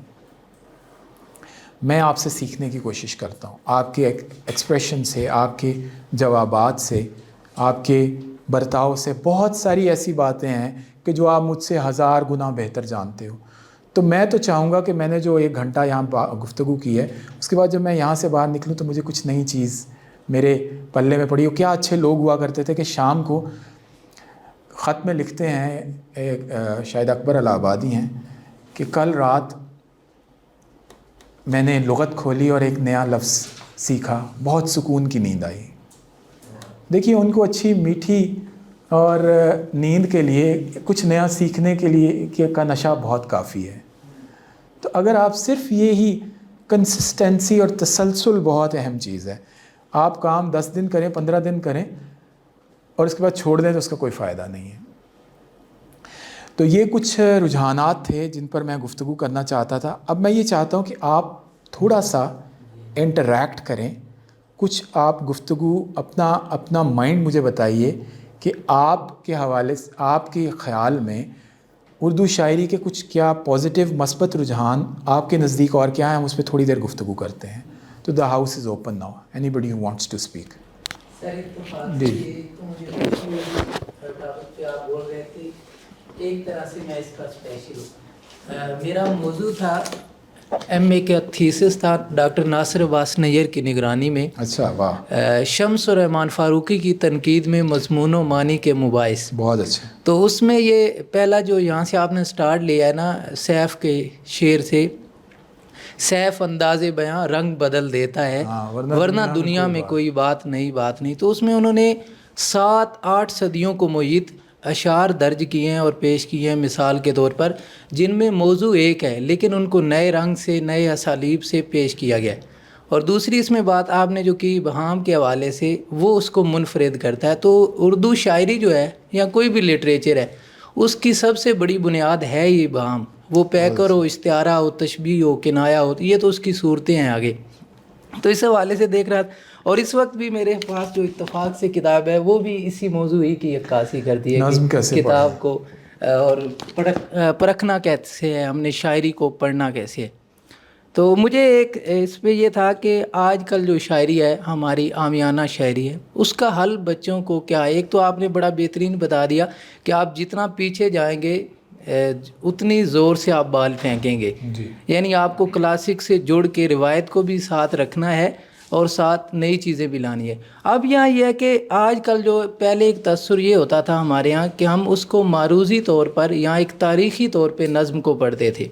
آج کل جو کلچر آ رہا ہے اس میں یہ ہے کہ ہم اس کی شعریات میں جاتے ہیں، یعنی نظم کیسے ماحول میں پیدا ہوئی ہے، اس کے کیا تقاضے ہیں اور کیا موضوعات ہیں. یعنی صرف باہر کی دنیا کے پہلے تو ایک تصور تھا کہ جو شاعری ہے یا ادیب ہوتا ہے وہ کسی زمانے کا عکاس ہوتا ہے، بس وہ عکاسی یا نمائندگی کرتا ہے.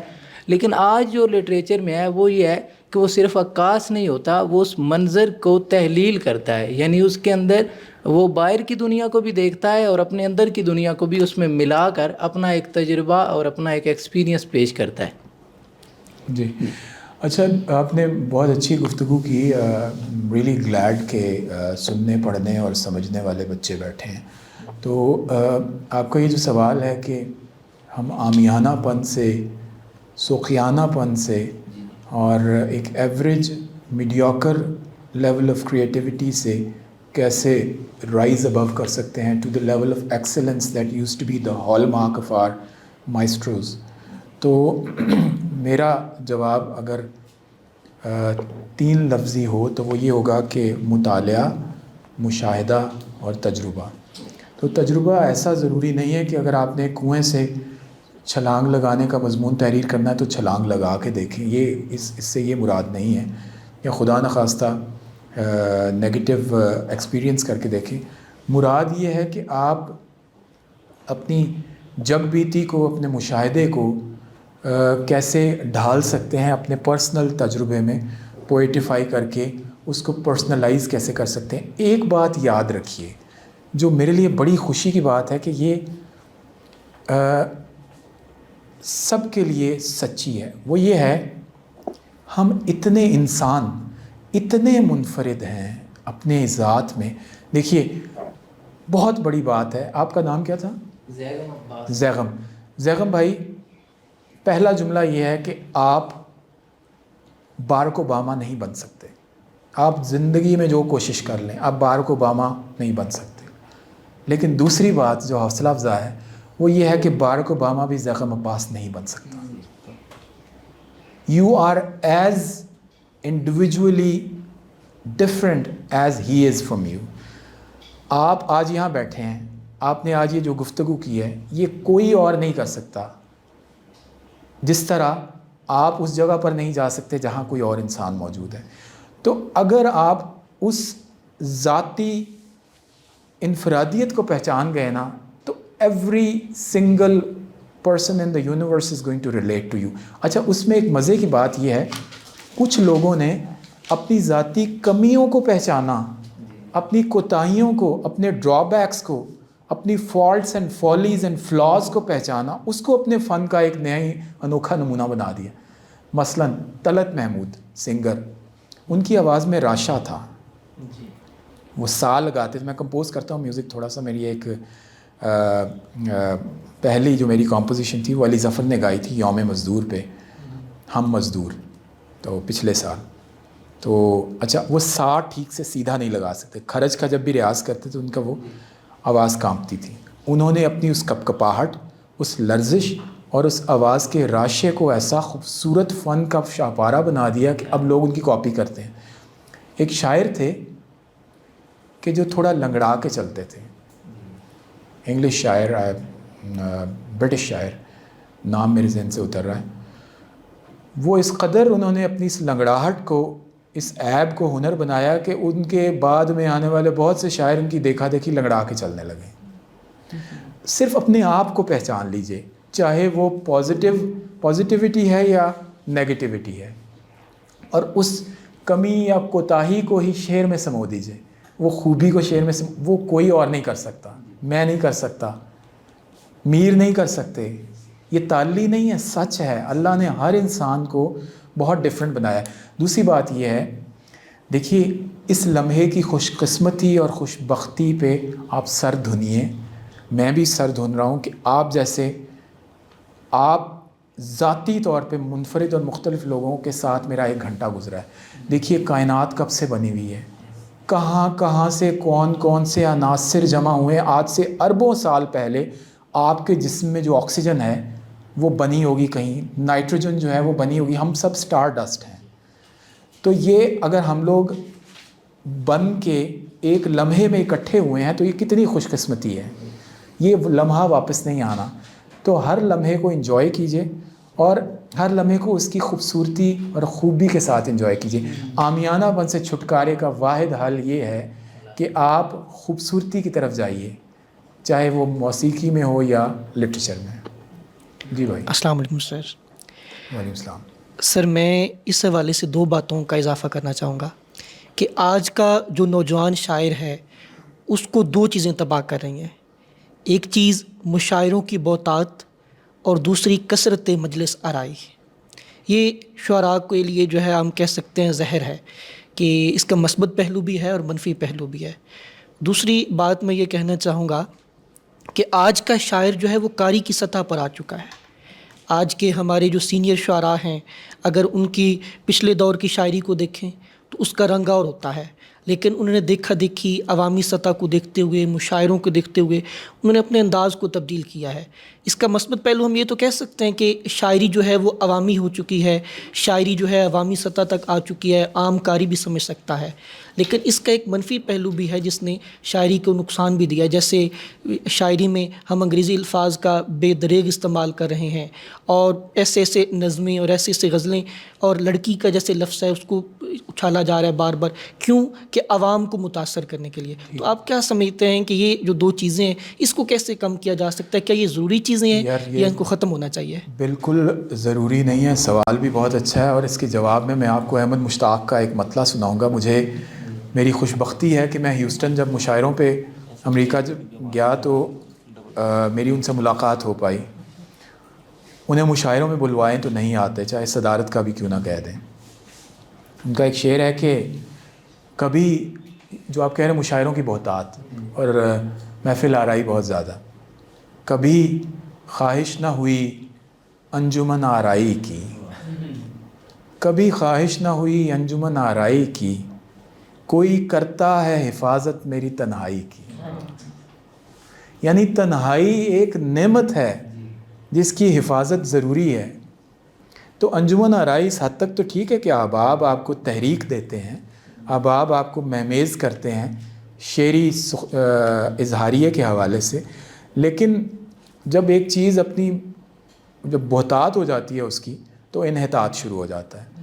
تو کثرت بھی جو ہے وہ اپنی قدر کھو دیتی ہے، مشاعروں کی ہو یا کسی بھی چیز کی ہو. تو مشاعروں نے ایک چیز یہ بھی کی ہے جہاں پازیٹیو، میں الحمدللہ 27 ملکوں میں جا چکا ہوں مشاعروں کے لیے، تو جہاں اس کو عوام الناس تک جڑت کر دی ہے مشاعرے کے ادارے نے، انسٹیٹیوشن نے of poetry. The poetry has now been connected to millions and millions of people worldwide through the social media platforms and through, یہ اس کی پازیٹیو ہے. لیکن نگیٹیوٹی, یہ ٹھیک کہہ رہے ہیں آپ, خود میں اس بات کا اعتراف کرتا ہوں کہ کبھی کبھار آڈینس کو دیکھ کے آپ کو بعض اوقات اس لیول پہ آنا پڑتا ہے کہ جو آڈینس سننا چاہتے ہیں یہ بات غلط ہے, یہ بھی میں مانتا ہوں. اور یہ عجیب سی بات یہ کہ جب میرا مجموعہ آتا ہے تو میں ان ساری چیزوں کو نکال دیتا ہوں, کیونکہ میرا دل نہیں مانتا کہ میں ان ساری چیزوں کو کتاب میں انکلوڈ کروں. اب ایک نجی نشست جہاں آپ جیسے سمجھنے, سننے, پڑھنے والے 25 نوجوان بیٹھے ہیں, وہاں میرا انتخاب اور چناؤ شعری حوالے سے مختلف ہوگا, اور جہاں 5000 لوگ ہیں سو اینڈ سو یونیورسٹی میں, تو وہاں ڈیفرنٹ ہوگا.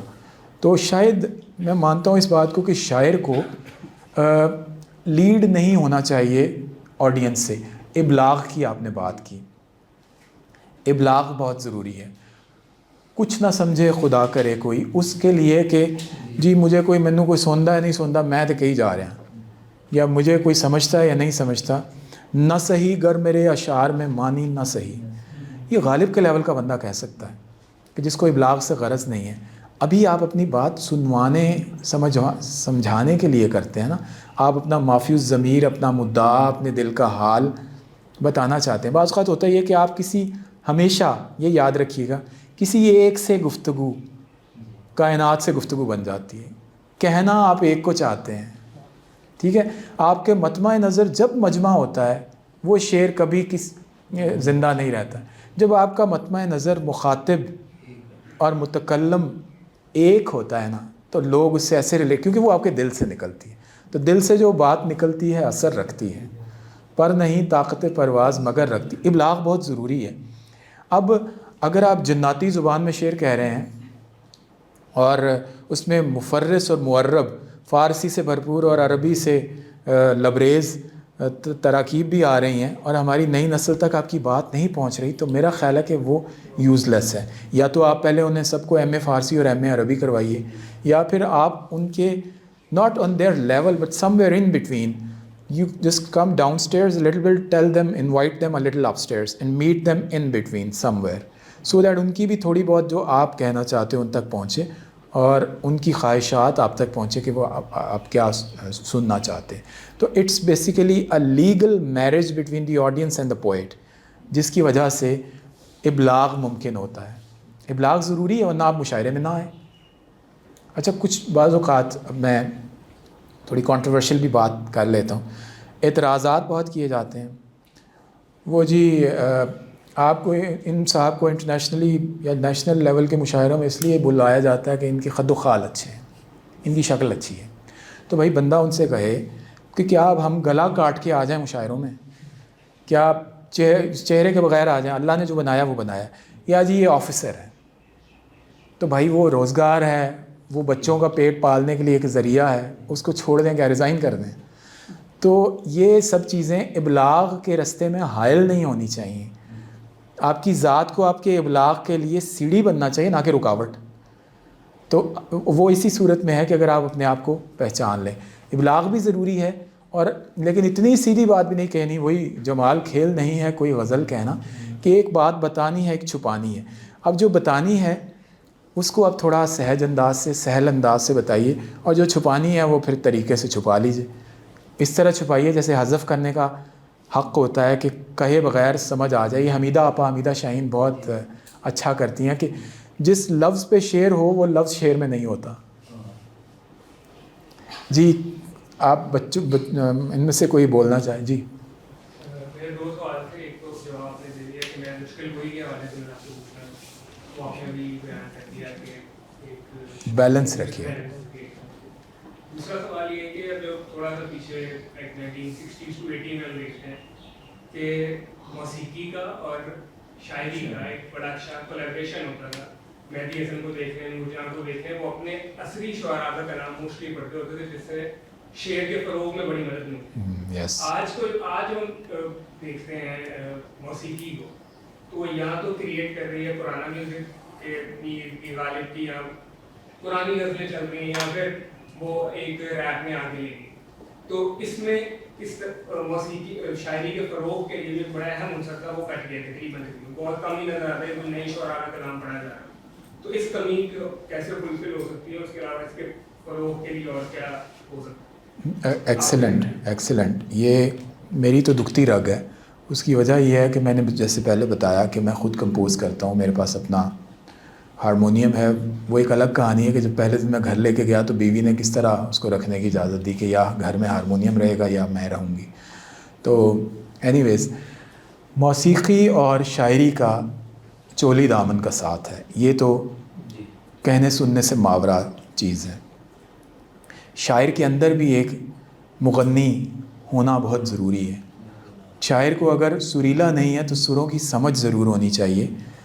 آپ کسی وقت اگر موقع لگے تو حفیظ جالندری جو کہ ہمارے ترانے کے خالق ہیں, ان کا ایک مضمون ہے, ایک خط ہے ان کا اس کمیٹی کے نام, کہ جو انہوں نے لکھا جو کہ اس بات پر مامور تھی کہ ترانہ پاکستان کا چناؤ کیا جائے. تو جس قدر بھی ہزاروں میں انٹریز آئیں اس میں سے 3 لوگوں کی انٹریز چنی گئیں شارٹ لسٹنگ میں, حکیم احمد شجاع کی اور ذوالفقار بخاری جو کہ پطرس کے بڑے بھائی ہیں زیڈ بخاری ان کی, اور تیسرا حفیظ جالندری کا. تو حفیظ صاحب کو جب پتہ چلا, دھن بنا چکے تھے چھاگلا صاحب, تو جب حفیظ صاحب کو پتہ چلا کہ فلاں صاحب کا ترانہ سلیکٹ ہو رہا ہے تو انہوں نے اس ترانے کی بخیے ادھیڑے اس خط میں. اور آپ وہ خاصے کی چیز ہے پڑھنے کا. اگر میں نے ایک موسیقی کے طالب علم اور شاعری کے طالب علم کی حیثیت سے وہ خط پڑھا ہے, یار پاک کمال چیز ہے. اگر آپ سمجھنا چاہتے ہیں کہ بنی بنائی دھن پہ لفظ کیسے بٹھانے ہیں, ان کے تمام اعتراضات بجا تھے. انہوں نے لکھا کہ دھن میں جہاں پاکستان کا لفظ آتا ہے, اگر یہ ترانہ فلاں صاحب کا جو سلیکٹ ہو رہا ہے اس کو چنا جائے تو پاکستان پڑھا جائے گا یہ, یا پاکستان پڑھا جائے گا, اور یہ رہتی دنیا تک لوگ جب ترانہ پڑھیں گے پاکستان کا لفظ غلط پڑھیں گے. اسی طرح میں چونکہ بنائی ہوئی دھن پہ بھی لکھتا ہوں اور لکھے ہوئے پہ دھن بھی بناتا ہوں, تو اس لیے میں یہ سمجھتا ہوں. میرے الحمدللہ علی نے راحت صاحب کی ایک اب غزل آ رہی ہے انشاءاللہ بہت جلد, رفاقت علی خان نے میرا لکھا ہوا گایا, حمیرہ آپا نے گایا, حمیرہ چنّا نے, اور منقبت بھی ہیں اس میں, باقی چیزیں گیت زیادہ ہیں. غزل کے حوالے سے آپ کا اعتراض بالکل, آپ کی نشاندہی بالکل بجا ہے. اور کسی زمانے میں یہ بھی تھا کہ نور جہاں سے فیض صاحب سے فرمائش کی جاتی تھی کہ نور جہاں کی نظم سنائے مجھ سے پہلی سی محبت میرے محبوب نہ مانگ. اس طرح یہ تمام فنون ایک دوسرے کا سہارا بنتے تھے لوگوں تک پہنچنے کے لیے, اور ایک دوسرے کا سٹیئر بنتے تھے فروغ پانے کے لیے. تو آج کل میں یہ نہیں کہتا کہ غزل گائک نہیں رہے. استاد حامد علی خان پٹیالہ گھرانے سے بہت بڑے غزل گائک ہمارے درمیان موجود ہیں. غلام علی صاحب اللہ ان کو صحت دے, وہ حیات ہیں.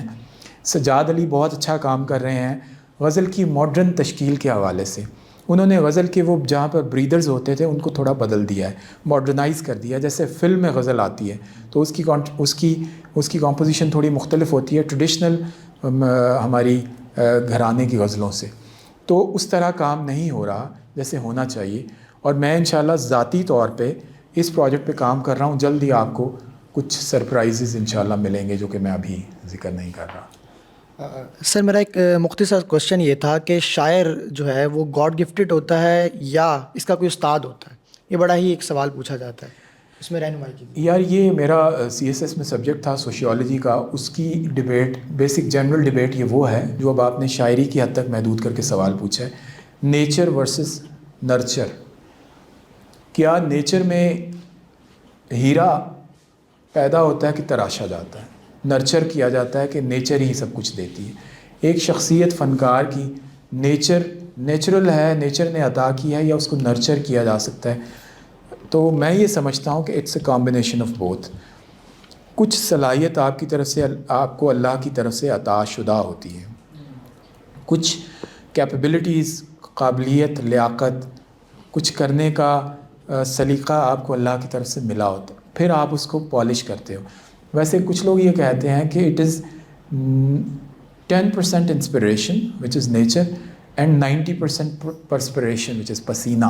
آپ پسینہ جتنا بہاؤ گے اتنا ہی آپ جو انسپریشن آپ کو ملی ہے نیچر کی طرف سے آپ کے جینز میں.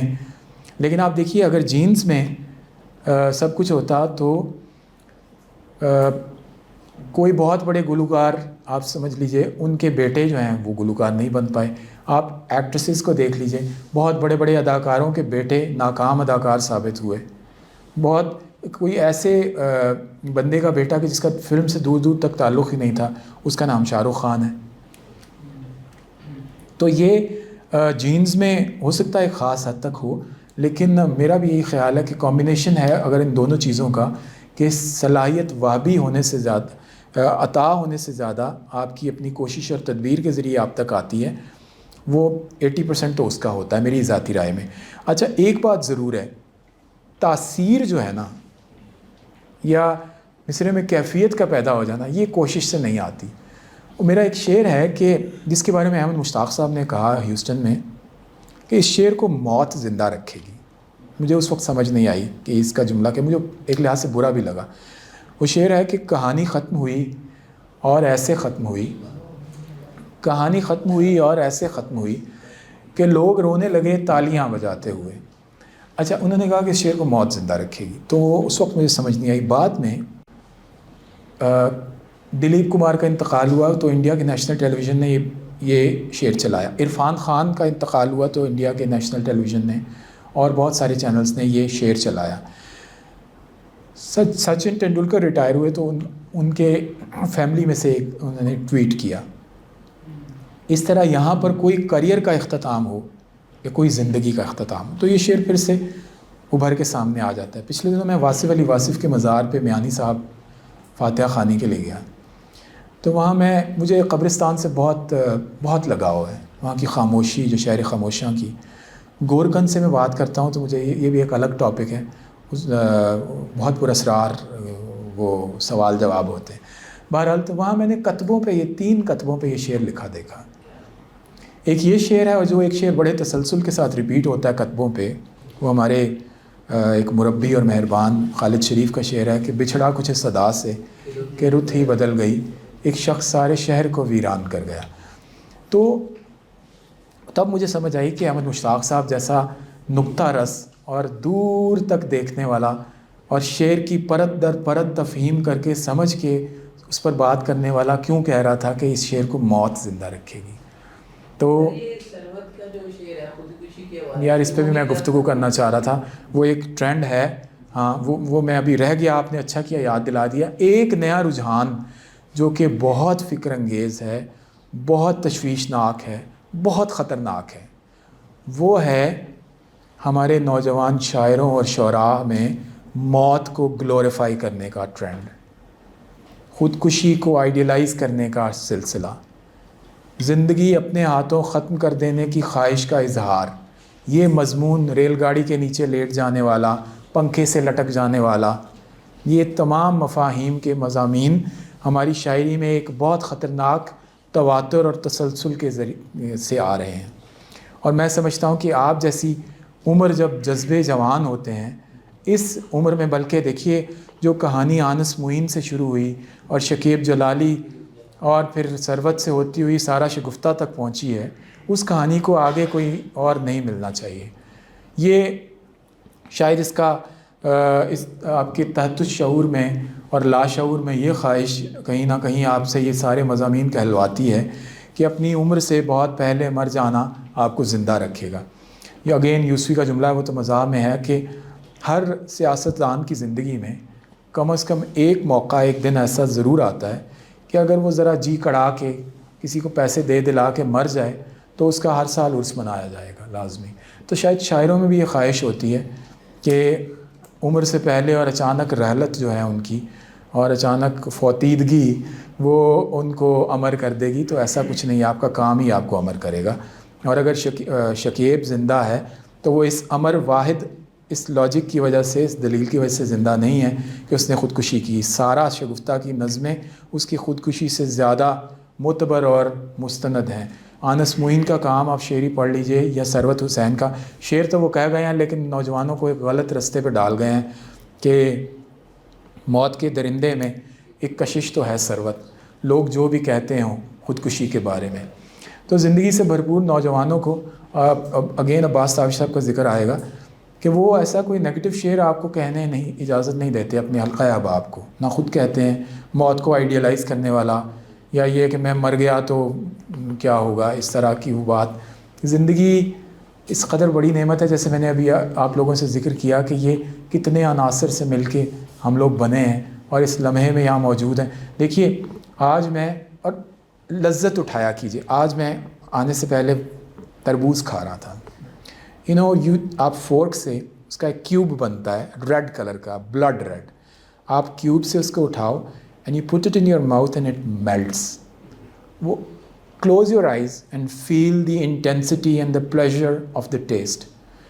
وہ آپ کے منہ میں گھل جاتا ہے. اس کا جو لیکوڈ اور سالڈ سٹیٹ ہے اس کے درمیان میں اللہ نے کوئی اس کے گودے کی سٹیج بنائی ہوئی ہے. تو آپ زندہ ہیں، آپ ٹیسٹ کر سکتے ہیں چیزوں کو، آپ دیکھ سکتے ہیں، آپ خوشبوؤں کو محسوس کر سکتے ہیں. تو ان سب نعمتوں کی بھائی موجودگی میں آپ کو خودکشی کا سوچنے کی کیا ضرورت ہے؟ پھر اللہ نے اوپر سے آپ کو اظہار کرنے کا سلیقہ بھی دے رکھا ہے شاعر ہو کے. یہ پچھلے دنوں کسی نوجوان کے ساتھ بھی یہ ہوا ہے ایسا. جی. تو اس ٹرینڈ کو اریسٹ کرنے کی اور اس کو اریسٹ کرنے کی ضرورت ہے، اس کا سدباب کیا جانا چاہیے. جی سر میرا ایک بیسک سا سوال ہے کہ ہم ایز اے بگنر اگر اس طرف آنا چاہتے ہیں، شیپ کہنا چاہتے ہیں، تو کہاں سے اسٹارٹ کیے گئے؟ تو 2-3 اسٹیپس. یار پہلا سٹیپ یہ ہے کہ آپ شعر شور انگیز خریدیے شمس الرحمان فاروقی کی. اگر آپ کے پاس نہیں ہے تو اس کی ایک جلد میرے پاس بچی ہے، وہ آپ مجھ سے لے لیجیے گا. باقی میرے دوست احباب لے گئے. وہ آپ کو کہاں سے مل رہی ہے؟ اچھا، عکس والوں نے چھاپی ہے. وہ آپ ایک دفعہ پڑھ لیجئے. عروض پہ پڑھنے کی بجائے آپ شاعری پڑھیے. آپ کو خود بخود، جیسے میں نے کہا کہ اس کی ٹیکنیکلٹیز کو سیکھنے کی بجائے آپ اس ٹیکنیکلٹیز کو بسر کیجئے. اور پھر اپنی ذاتی، جیسے میں نے بچپن سے ہی یہ میرے ساتھ ایک یہ ہوا، میرے فادر لائبریری سے منسلک تھے اور وہ ہمارے ہاں لوگ کم اور ہمارے گھر میں کتابیں زیادہ ہوا کرتی تھیں. یعنی وودرنگ ہائٹس کا ترجمہ میں نے 5ویں کلاس میں پڑھا تھا.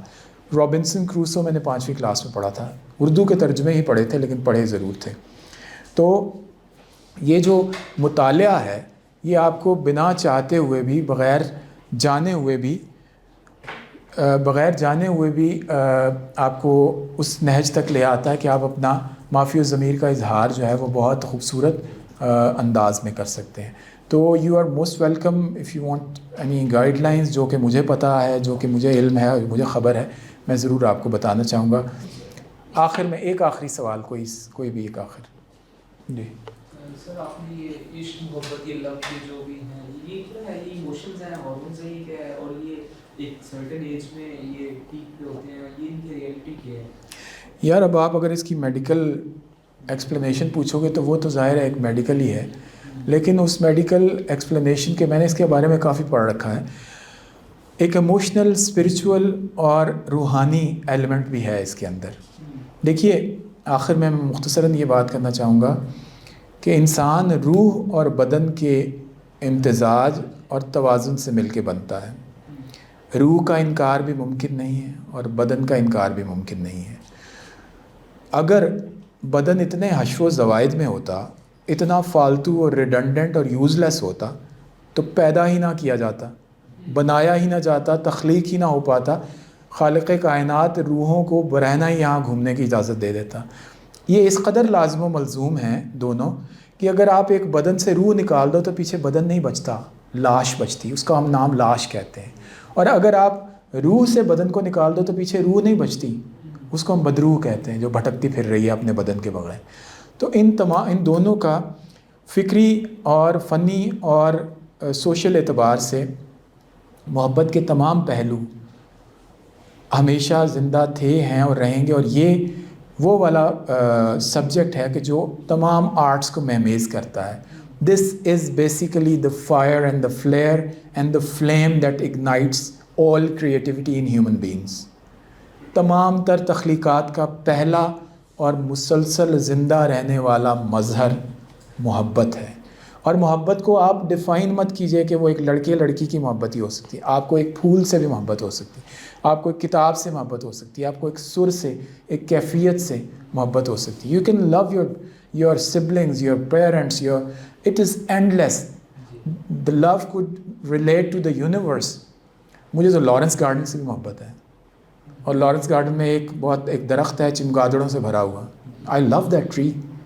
اس کے نیچے آ کے جو کھڑے ہو کے اور شام کو مغرب کے وقت آپ وہ کیفیات سنیں ان کے چیخنے کی, تو اگر آپ یہ نہیں سمجھتے کہ میں کوئی بیٹ مین ہوں یا کوئی ویمپائر ہوں, لیکن یہ ہے کہ اس کیفیت کو بسر کیجیے کبھی. So you fall in love with the place, with the nature جو کہ اللہ نے کریٹ کر رکھی ہے.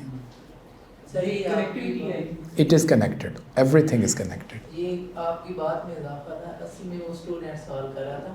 تو ہمارے یہاں عام طور پہ ہم اتنا مطالعہ نہیں کرتے, چیزوں کو دیکھتے نہیں, تھوڑا سا غور و فکر کیا جائے تو یہ چیزیں سامنے آ جاتی ہے. جس طرح ایک تخیل ہے اور ایک وجود ہے, تو ہمارے یہاں پہلے ایک تصور تھا قالین, اڑن قالین ہماری وہ داستانوں میں جو ملتا تھا عام طور پہ. تو اس وقت یہ قالین تو ہم نے دیکھا ہوا تھا لیکن وہ اڑتا نہیں دیکھا تھا, تو ایک تصور میں تھا, ایک کہانی تھا, ما فوق الفطرت عناصر تھے, حقیقت میں ایسا نہیں تھا. لیکن اسی نے بعد میں وجود کی صورت اختیار کی, جس کی صورت میں آج ہمارے پاس جہاز ہے. اور اسی طرح یہ آنکھ کے تار وغیرہ ہم استعمال کرتے ہیں. یہ ابن الحسن کا ایک نظریہ تھا بصیرت سے متعلق, کہ وہ چیز نظر آتی ہے جس پہ روشنی پڑتی ہے.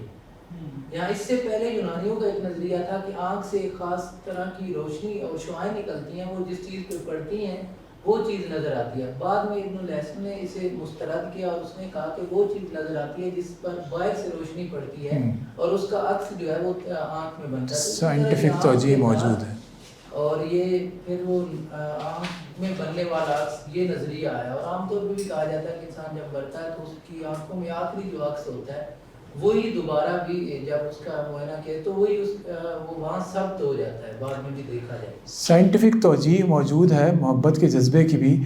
all chemical reactions of the hormones actually make someone feel attraction for another person, ٹھیک ہے, یا for another thing. وہ بے جان بھی ہو سکتی ہے, جاندار بھی ہو سکتی ہے. تو اس کی میڈیکل ایکسپلینیشن موجود ہیں, لیکن آپ اس کو صرف میڈیکل ایکسپلینیشن یا کیمیکل ایکسپلینیشن کی حد تک محدود نہیں کر سکتے. آپ ایک کیتلی میں پانی ڈالیے اور اس کو ابالیے, اوپر ڈھکن رکھے تو ڈھکن ہلنے لگے گا. یو کی ناٹ سے کہ یہ لائف ہے اس کے اندر, ایک کیمیکل ریئیکشن ہے جس کی وجہ سے. آپ یوول ہراری کی کتاب ضرور پڑھیے, سیپینس, جی, وہ اس میں آپ کے ان سوالات کا بہت بہت تفصیلاً جواب موجود ہے. بہت بہت شکریہ آخر میں. اور میں چاہتا ہوں کہ جس قدر توجہ, لگن اور محبت سے آپ سب لوگوں نے اس ارتکاز اور فوکس سے آپ لوگوں نے یہ گفتگو سنی ہے اور اس میں شریک بھی ہوئے ہیں, اس کے لیے آپ سب لوگ مستحق ہیں کہ آپ اپنے لیے تالیاں بجائیے کم از کم.